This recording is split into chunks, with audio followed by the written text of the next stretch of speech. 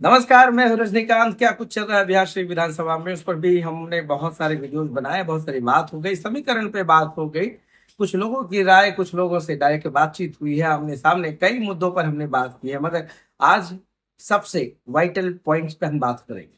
समीकरण की बात हो रही है। मैंने कहा कि बिहार शरीफ में सबसे हॉट सीट बनने जा रहा है। सातों विधानसभा में सबकी निगाह है। 172 विधानसभा, यहाँ पर समीकरण और मुकाबला ना तो दो होने वाला है, या त्रिकोणीय या बहुकोणीय का जो आसार दिख रहा है, उस पर हम बात करेंगे कि आखिर बहुकोणीय कैसे हो सकता है। कल भी हमने बताया था कि त्रिकोणीय से ज्यादा संभावनाएं बन रही है। इधर निर्दलीय मनोज कुमार पाती लगे हुए हैं, बहुत सारे लोग लगे हैं, भाजपा के कल तक के कद्दावर कार्यकर्ता और नेता के रूप में रहे बहुत लोग हैं जो निर्दलीय चुनाव लड़ सकते हैं। मैंने ये भी बताने की कोशिश की है कि किस तरीके से समीकरण बदल सकता है।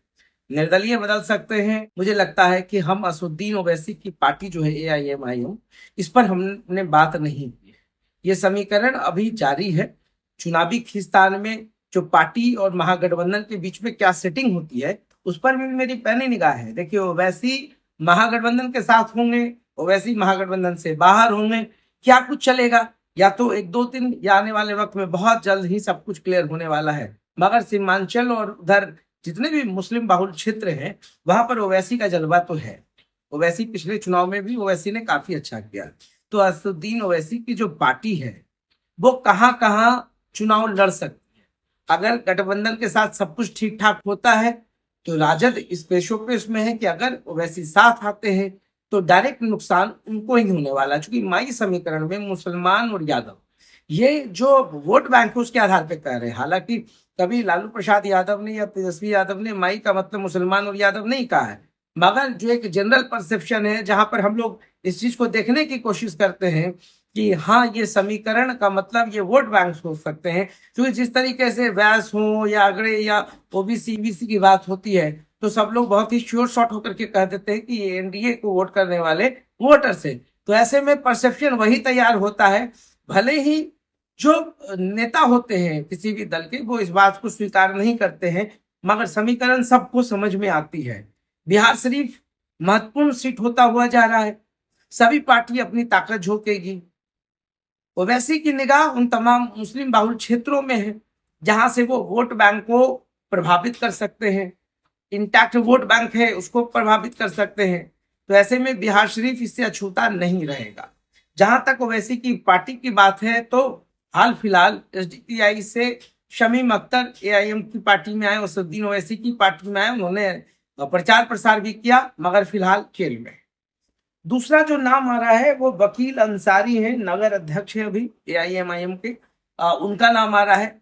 एक सबसे चर्चित चेहरा है रॉकी, जिसको मुजाहिद उर्फ रॉकी के नाम से जाना जाता है। कटरा पर तमाम इलाकों में मुजाहिद उर्फ रॉकी पिछले कई वर्षों से चुनाव राजनीति सब में लगे हुए, सक्रियता रहती है, समाज सेवा भी करते हैं। मगर बात ये हो रही कि अभी नगर सचिव है मुजाहिद उर्फ रॉकी, प्रबल दावेदार माने जा रहे हैं। ऐसे में ओवैसी की पार्टी यहां से अगर चुनाव में अगर उम्मीदवारी घोषित कर देती है, तो कुल मिलाकर राजद को नुकसान हो सकता है। मैं ये नहीं कह रहा हूं कि राजद को नुकसान हो जाएगा, हो सकता है कि जो जो भी संभावित कैंडिडेट्स है राजद से, वो सारे जो मुस्लिम चेहरे हैं उनके नाम सबसे ज्यादा आगे हैं। ऐसे में किसको टिकट मिलता है, नहीं मिलता है।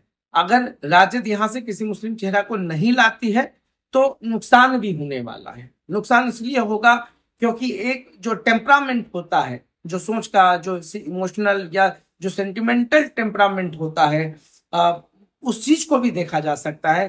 क्योंकि अगर किसी भी मुस्लिम चेहरा को राजद यहाँ से टिकट नहीं देती है, तो उस स्थिति में ओवैसी यहाँ पर बड़ा खेल खेल सकते हैं। तो ये जो मामला अटक रहा है यहाँ पर, AIM की जो पार्टी है असदुद्दीन ओवैसी की AIMIM, वो अपनी दावेदारी जरूर मजबूती से रखेगी। तो ऐसी स्थिति में बहुत सारा चीज समीकरण बदल सकता है। तो नुकसान राजद को होगा तो फायदा NDA को होगा। जिस तरीके से NDA से अगर जो चुनाव लड़ना चाह रहे हैं, जो OBC और EBC के वोट बैंक को प्रभावित कर सकते हैं, कुछ निर्दलीय नेता भी हैं, तो नुकसान नाफा नुकसान चुनाव में होना तय है। या तो अगर राजद अपने तरफ से कोई मुस्लिम चेहरा को दे देती है, तब तो बात बैलेंस की हो सकती है। अगर नहीं देती है, अगर वो वैसी अपने तरफ से किसी उम्मीदवार को उतारते हैं, तो सिंधमारी जो है खास करके अल्पसंख्यक वोट बैंक में वो हो सकता है, छोटा हो या बड़ा हो, नुकसान कहीं ना कहीं राजद को ही होगी। तो ऐसे में ये जो पूरा समीकरण का ठीकरा है वो किसके माथे पर बाद में फूटेगा वो तो बाद की बात है, मगर फिलहाल अभी महागठबंधन क्या कुछ फैसला लेगी, वो वैसे ही दोनों तरफ से उनके हाथ में लड्डू है। अगर महागठबंधन में आ गए तो बल्ले बल्ले है, अगर नहीं भी आते हैं तो 100 सीट पर जैसी सूचना मिल रही है 100 सीट पर वैसी की पार्टी चुनाव लड़ सकती है। तो पूरा जो सजा हुआ मैदान है अभी राजनीति और तमाम समीकरण, ऐसे में बिहार शरीफ का मुकाबला दिलचस्प होने वाला है, क्योंकि सातों विधानसभा में बिहार शरीफ ही एक ऐसी सीट है जहां पर बहुलता के हिसाब से अगर देखा जाए तो मुस्लिम वोट बैंक अच्छे खासे हैं।